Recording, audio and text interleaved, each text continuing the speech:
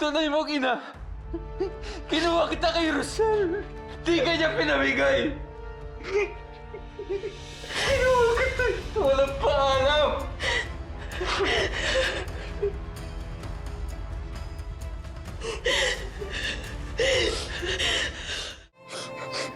Sorry, anak. Sorry. Sorry, anak. Bel. All this time, si Tita Rosel pala ang totoo kong nanay. Kaya pala, noon pa, pinaglalapit na kami. Mag-isip ka ng mga magagandang bagay, yung mga masasayang alaala.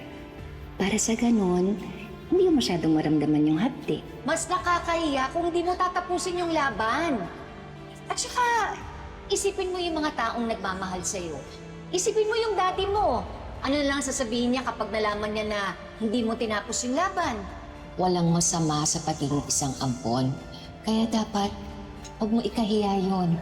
Ang sakit pa rin na nainiwan nila ako. Sigurado ako, Bel.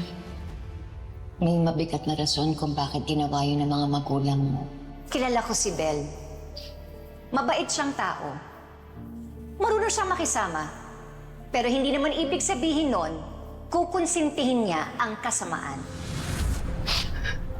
Inaagaw niyo ako sa nanay ko. Lahat ng memories ko sa kanya, ang konti, ang ikli. Itinago mo sa akin ng totoo all these years. Years, Dad. Nakonsensya ka na ba? Ever, Dad? Alam mo nang matagal niyang hinahanap niya ang anak niya. Alam mo yun, Dad. Anak, kung alam mo lang,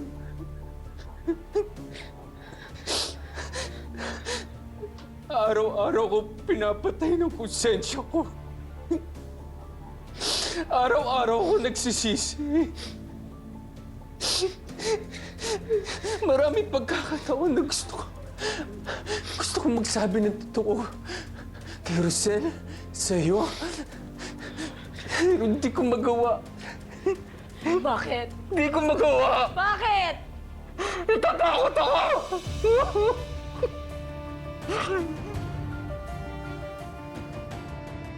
Alam ko malaki kasalanan ko. Malaki ang kasalanan ko kay Rosel.